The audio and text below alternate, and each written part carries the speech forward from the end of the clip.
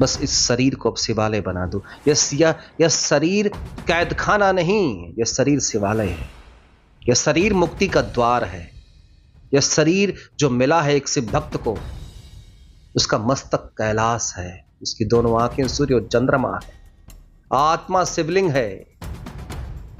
आत्मा के साथ विराजमान जो मन है, जो माया है, जो माया की छाप है, वो भगवती है जिसने इस शरीर को आकार रूप दिया है।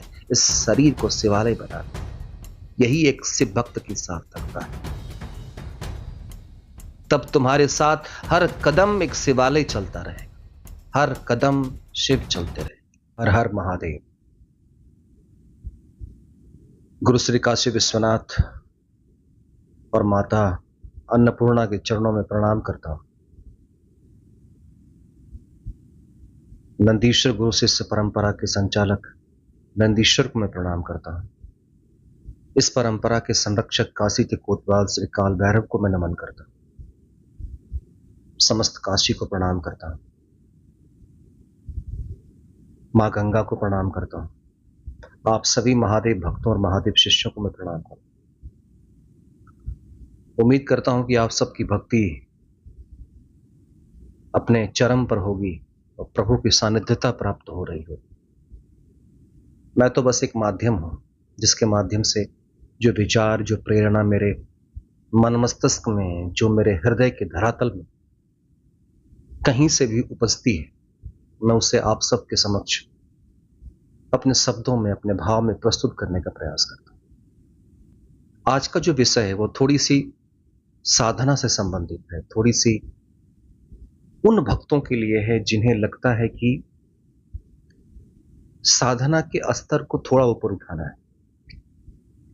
साधना के स्तर को थोड़ा ऊपर उठाने का तात्पर्य क्या होता है? एक होता है प्रेम बाह्य स्तर पर और एक होता है प्रेम आंतरिक स्तर पर। जब प्रेम प्रदर्शन से आंतरिक स्तर पर प्रवेश कर जाता है तो वो प्रेम गहरा हो जाता है।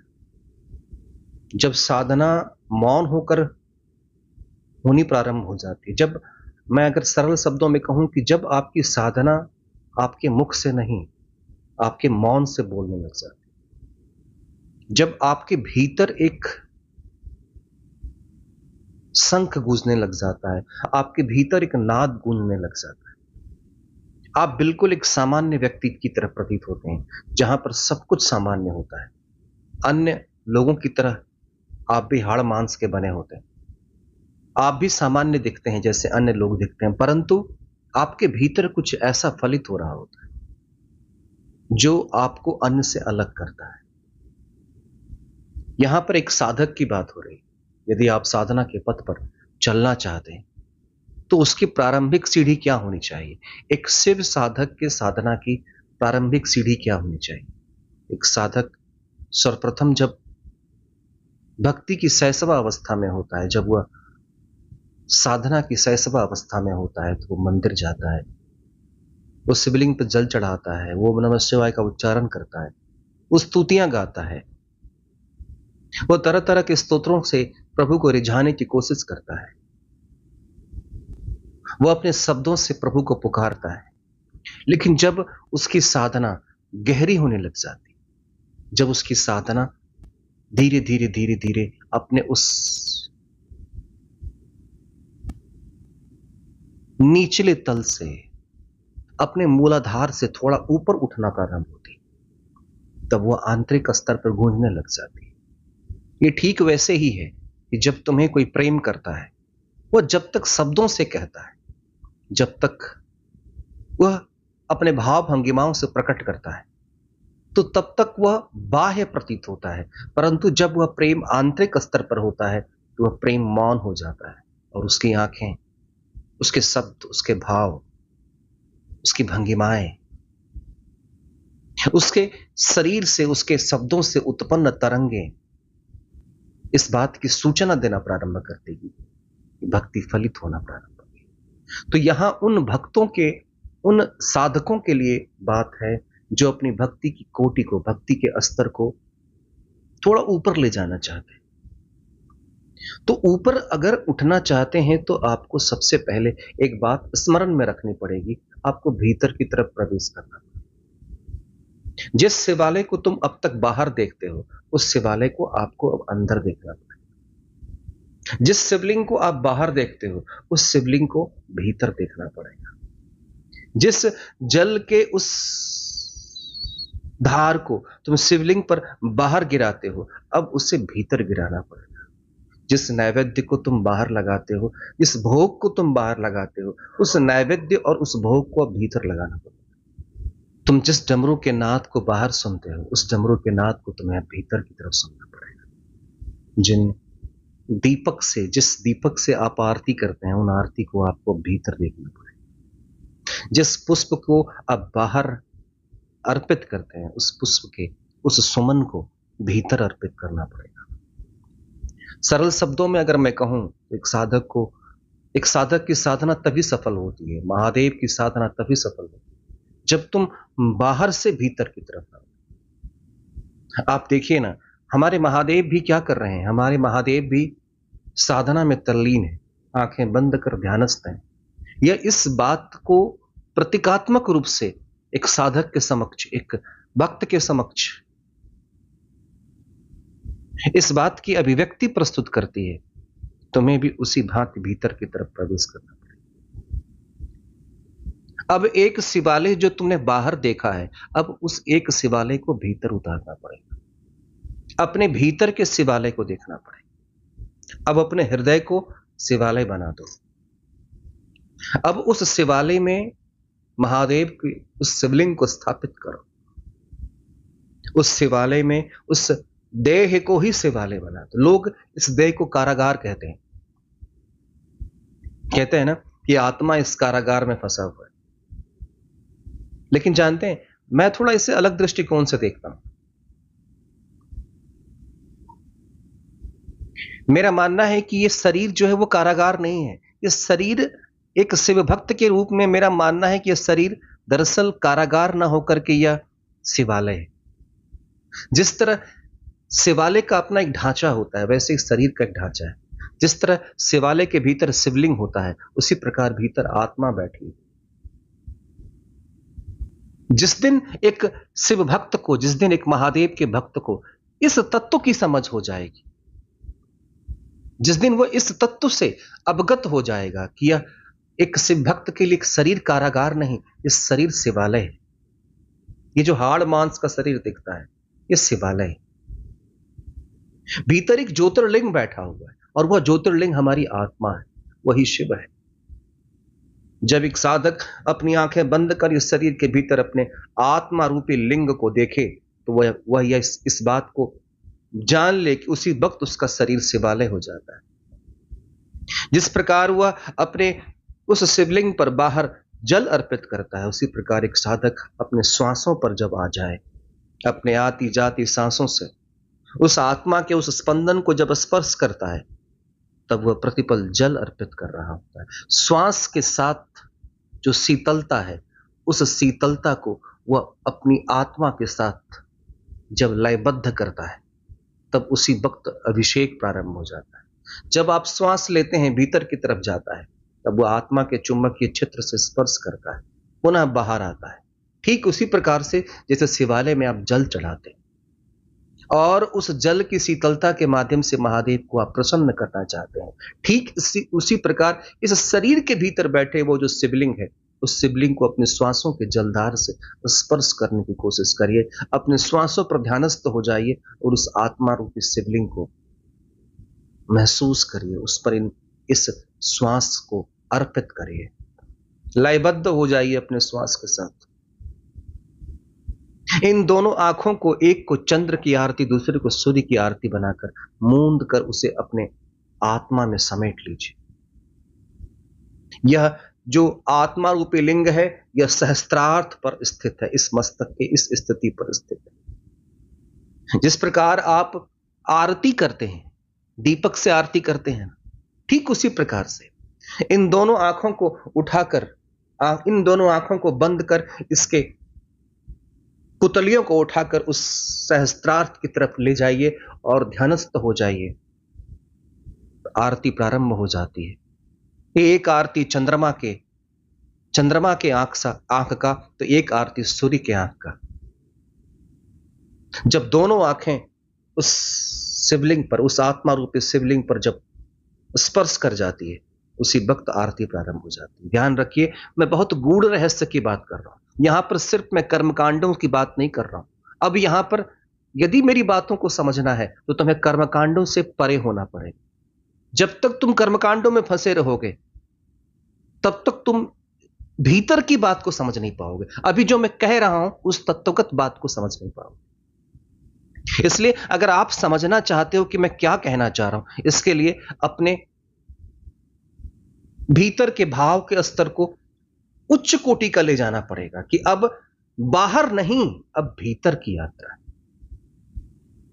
शिव की सार्थकता, महादेव की सार्थकता आंतरिक यात्रा पर ही संभव हो सकती है।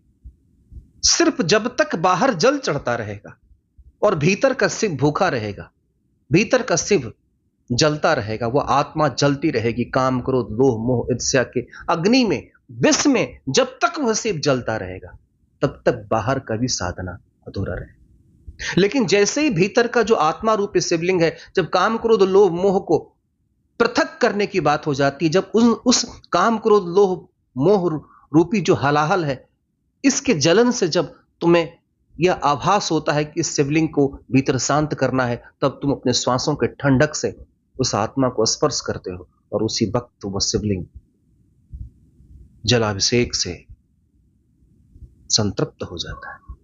इसलिए अपने श्वास के माध्यम से उस शिवलिंग का ध्यान करो, हृदय से लेकर सहस्त्रार तक। मैं तुम्हें विज्ञान भैरव के उस सूत्र को सरलतम ढंग से समझाने की कोशिश कर रहा हूं, क्योंकि विज्ञान भैरव जैसे सूत्र समझने के लिए थोड़ा प्रत्यक्ष रूप में बैठकर सानिध्यता के साथ ही सीखा जा सकता है। लेकिन मैं उसका सार तुम्हें बता रहा हूं कि जब तुम बैठो और अपने श्वास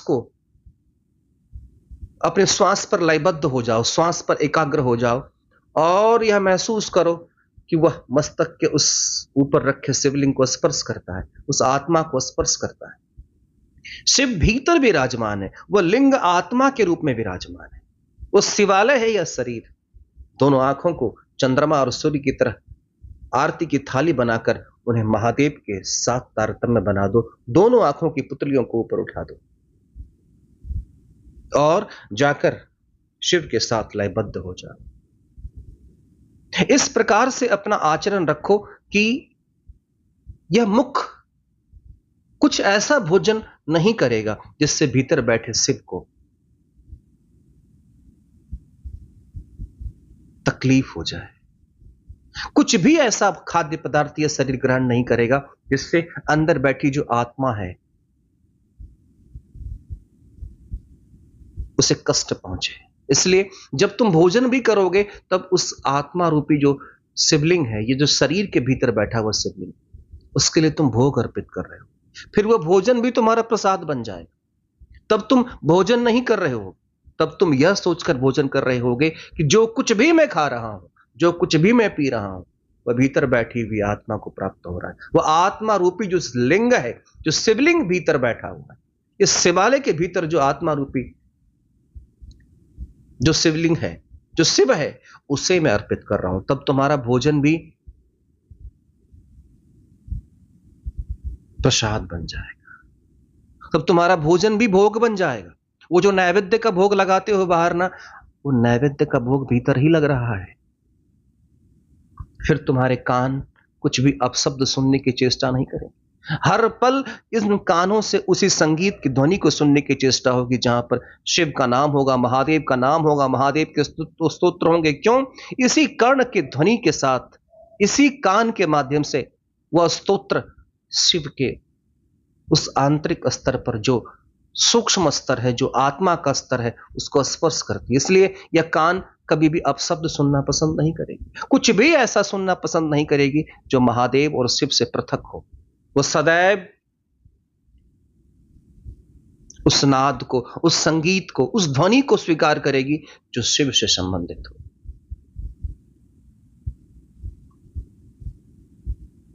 यह मन कुछ भी ऐसा चिंतन नहीं करेगा जिससे हमारे शिवलिंग पर कोई दूषित पदार्थ आरोपित हो जाए। यह सदैव शिव चिंतन में, सदैव सुचिंतन में व्यतीत करेगा। क्यों? तुम शिवलिंग पर पुष्प चढ़ाते हो ना, शिवलिंग पर इत्र चढ़ाते हो ना। वो शिवलिंग पर पुष्प और इत्र क्या है? वह जब शरीर शिवलिंग बन जाता है, जब शरीर शिवालय बन जाता है, तब एक साधक अपने भीतर विचारों का पुष्प चढ़ाता है। सुंदर विचार, करुणा के विचार, समानुभूति के विचार, दया के विचार। जब करुणा, दया, समानुभूति, प्रेम के विचार भीतर फलित होने लग जाते हैं, तब इस शरीर के भीतर जो विद्यमान शिवलिंग है उसको पुष्प अर्पित होने लग जाता है। सुंदर सुंदर पुष्प, जूही के, चंपा के, चमेली के। जब तुम अपने भीतर प्रेम को, अपने भीतर उस करुणा को जगा लेते हो, तब यह जो आत्मा रूपी शिवलिंग है, जो इस शरीर के रूपी शिवालय के भीतर कैद है, उसे वह अर्पित होने लग जाता है। मेरे भाव को समझना, मेरे भाव को समझने की कोशिश करना आप सब। मैं यहां पर कह रहा हूं, अब सिर्फ शिवलिंग को बाहर मत देखो, अब सिर्फ शिवालय को शरीर के बाहर मत देखो जो ईंट पत्थरों से मिलकर बना है। अब उस शिवालय को अपने भीतर प्रवेश दो। अब अपने साधना के स्तर को ऊंचा उठाओ, अब अपने भक्ति के स्तर को ऊंचा उठाओ। अब शरीर को ही शिवालय बना लो। जिस तरह एक शिवालय एक भक्त के लिए मोक्ष का द्वार होता है, उसी प्रकार यह शरीर भी जब तुम्हारा शिवालय बन जाता है और तुम्हारी आत्मा शिवलिंग बन जाती है, और शिवलिंग बनकर जब सहस्त्रार्थ पर, इस स्थान पर जब वह विद्यमान हो जाता है, तब तुम्हारा ध्यान एकाग्र हो जाता है। जब तुम्हारे भीतर करुणा फलित हो जाती है, जब प्रेम फलित हो जाता है, जब करुणा और प्रेम रूपी पुष्प जब उस शिवलिंग पर आरोपित होने लग जाता है, जब वह चढ़ने लग जाता है, जब तुम्हारे भोजन शुद्ध हो जाते हैं, जब तुम्हारे जल शुद्ध हो जाते हैं, जब तुम्हारे विचार शुद्ध हो जाते हैं, तब तुम उस मोक्ष की तरफ बढ़ जाते हो। तब ठीक उस शिवालय की तरह जब तुम शिवालय जाकर शांति प्राप्त करते हो, तब यह शरीर भी तुम्हारे लिए शिवालय की भांति शांति का द्वार खोल देगा, और तुम देखोगे भीतर एक आनंद है, भीतर एक मृदंग है, भीतर एक आनंद की जो रुद्र बीना है वह बज रही है। ये हृदय की धड़कनें जो धक धक धक धक धक धक कर रही है, ये डमरू की नाद बन जाती है। धमनियों में दौड़ने वाला जो रक्त है वह संगीत गाता है। फेफड़ों की जो हवाएं हैं वो उस आत्मा को पंखा करती। समस्त तंत्रिका तंत्र की जो संवेदनाएं हैं जो शरीर के भीतर है, वो नृत्य करती है उस आत्मा के लिए, क्योंकि प्रत्येक तंत्रिका तंत्र किसी न किसी स्पंदन को स्वीकार करती है, किसी वाइब्रेशन को स्वीकार करती है, किसी स्टिमुलस को स्वीकार करती है, किसी संवेदना को स्वीकार करती है। तो जो शरीर के भीतर की तंत्रिकाएं हैं, जब तुम्हारे भीतर भक्ति से झंकृत होंगी, जब हर एक तंत्रिका तंत्र उस भीतर की भक्ति को महसूस करेगा, तब ऐसा प्रतीत होगा जैसे यक्ष गंधर्व सब के सब महादेव की प्रसन्नता के लिए गान कर रहे हैं। तुम्हारा शरीर ही ब्रह्मांड बन जाएगा, तुम्हारा शरीर ही शिवालय बन जाएगा, तुम्हारा शरीर ही शिवलोक बन जाएगा, तुम्हारा शरीर ही कैलाश बन जाएगा।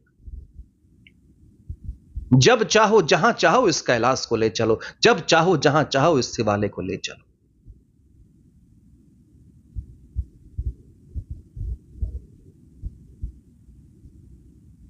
शरीर को ही शिवालय बना, आत्मा को शिवलिंग बना, मस्तक को कैलाश बनाकर उस सहस्त्रार्थ पर रखे शिवलिंग को कैलाश के उच्च शिखर की तरह घोषित कर दो।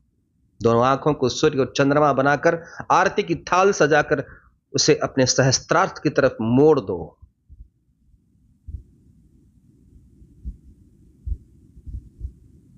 मौन हो जाओ, जब तुम मौन होते हो तब उस शिवालय की शांति की तरह होती है। तुम्हारा मौन उस शिवालय की शांति हो, तुम्हारा मौन उस गर्भगृह में विद्यमान शिवलिंग के आसपास की जो आभा मंडल है, जो शांति की आभा मंडल है, जब तुम मौन होकर अपने विचारों से ध्यानस्थ हो जाते हो अपने भीतर के शिवलिंग में, तुम्हारे भीतर भी उस गर्भगृह की शांति होती है जो शिवालय के भीतर के गर्भगृह की शांति होती है। प्रतिपल अपनी चेतना को नंदी बनाकर अपने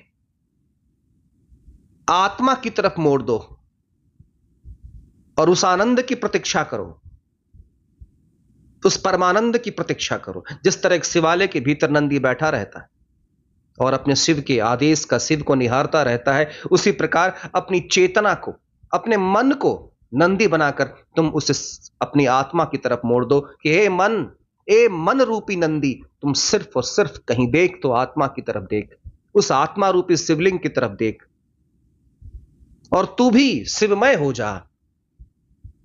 मन को भी शिव बना दो, शिव और मन में अंतर ही ना रहे, आत्मा और मन में अंतर ही ना रहे। उस मन को इतना पारदर्शी बना दो कि आत्मा भी उस मन से दिखने लग जाए। बहुत गहरी बात कह रहा हूं, संभल कर बार बार सुनना इस बात को। मन को ही नंदी बनाकर आत्मा की तरफ मोड़ दो। जब मन आत्मा की तरफ मुड़ जाएगा, जब मन भीतर की तरफ मुड़ जाएगा, जब मन उस आत्मा रूपी शिवलिंग की तरफ मुड़ जाएगा, तब ध्यानस्थ हो जाएगा, ध्यान को प्राप्त कर जाएगा। इसलिए यदि साधना के उस स्तर को समझना चाहते हो तो सर्वप्रथम इस शरीर को शिवलिंग घोषित कर दो। इंद्रियां, ये जो पांचों इंद्रियां हैं,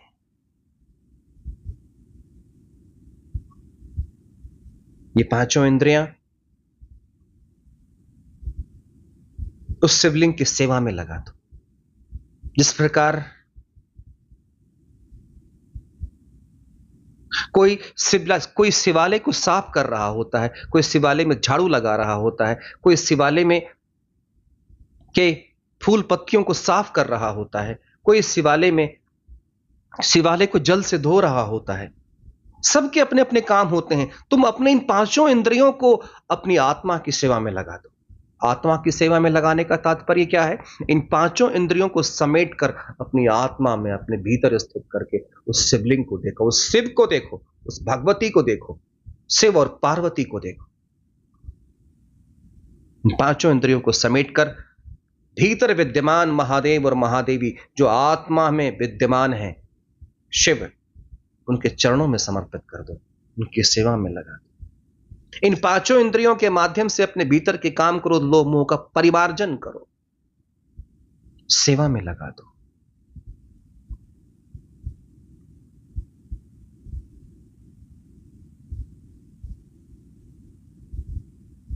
भीतर का प्रेम जो फलित हो, वह प्रेम, वह अनुराग शिव के प्रति, ये भाव जगा लो कि मेरे भीतर का प्रेम, मेरे भीतर का जो शिव के प्रति अनुराग है, मेरे शिव के चरणों को गंगा की तरह धो रहा है। मेरा शिव मेरे हृदय में मेरे संकल्प रूपी आसन पर विराजमान है। संकल्प कैसा? कि मैं शिव का भक्त हूं। संकल्प कैसा? मैं महादेव का शिष्य, मैं महादेव का पुत्र हूं। यह संकल्प ही शिव के लिए आसन बन जाएगा।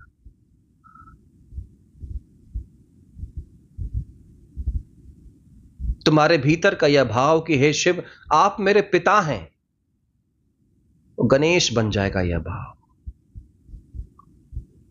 वह कार्तिक बन जाएगा वह भाव।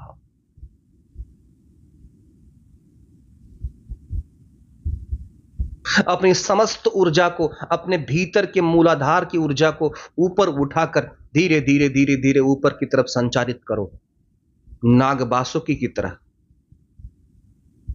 वो फन खड़ा कर लेगा। जिस तरह नाग बासुकी प्रभु के गर्दन में विराजमान है, ठीक उसी प्रकार नाग बासुकी के उस स्वरूप को, अपने भीतर की ऊर्जा को ऊपर की तरफ उठा लो। और भीतर की ऊर्जा कैसे उठेगी? सिर्फ तुम भगवती के प्रति शुद्धि ले आओ, सिर्फ संसार की समस्त स्त्रियों के प्रति तुम शुद्धता का भाव ले आओ, अपने भीतर की काम वासना के प्रति शुद्धता का भाव ले आओ, तुम्हारा मूलाधार स्वतः जागृत होकर सहस्त्रार्थ की तरफ चल पड़ेगा। और जब सहस्त्रार्थ की तरफ चल पड़ेगा, वही नाग वासुकी का रूप ले लेगा। शिव तुम्हारे भीतर है, शिवलिंग तुम्हारे भीतर है, शिवालय तुम्हारे भीतर है। इस शरीर को कारागार मत समझो, इस शरीर को शिवालय समझो। जिस दिन तुमने इस शरीर को शिवालय समझ लिया, उस दिन इस शरीर के प्रति भी प्रेम होगा, उस दिन इस शरीर का भी श्रृंगार होगा, क्योंकि तुम चाहते हो, तुम हर तरह से उस शिवालय के द्वार को, दीवार को, चौखट को सजाते हो, तब तुम इस शरीर का भी श्रृंगार करोगे। जगह जगह त्रिपुंड लगाओगे, जगह जगह त्रिशूल बनाओगे, जगह जगह चंदन टीकों के साथ इसे सजाने की कोशिश करोगे। यह शरीर ही चलता फिरता तुम्हें शिवालय प्रतीत होने लग जाए। इसलिए प्रभु का संदेश है, प्रभु के गणों का संदेश है, शिव को भीतर देखो, इस शरीर को शिवालय बना लो और शिवालय बनाकर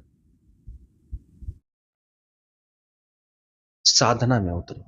यदि मेरे इस भाव को समझने में तुम्हें तनिक भी कहीं संदेह हो तो मुझसे पूछना, मैं तुम्हारे मार्ग को सरल बनाने का प्रयास करूंगा। तुम्हारे मन में यदि कोई सवाल उठता हो, कोई प्रश्न उठता हो कि कैसे मैं भीतर शिव को देखूं, इन बातों से भी अगर तुम्हारा मन नहीं भरता तो मुझसे पूछना, मैं तुम्हारी सेवा के लिए सदैव तत्पर रहूंगा। बस इस शरीर को अब शिवालय बना दो। यह शरीर कैदखाना नहीं, यह शरीर शिवालय है, यह शरीर मुक्ति का द्वार है। यह शरीर जो मिला है एक शिव भक्त को, उसका मस्तक कैलाश है, उसकी दोनों आंखें सूर्य और चंद्रमा है। आत्मा शिवलिंग है, आत्मा के साथ विराजमान जो मन है, जो माया है, जो माया की छाप है, वो भगवती है जिसने इस शरीर को आकार रूप दिया है। इस शरीर को शिवालय बना लो, यही एक शिव भक्त की सार्थकता है। तब तुम्हारे साथ हर कदम एक शिवालय चलता रहेगा, हर कदम शिव चलते रहे। महादेव तुम सबका कल्याण करे। नमः पार्वती पते। हर हर महादेव शंभो।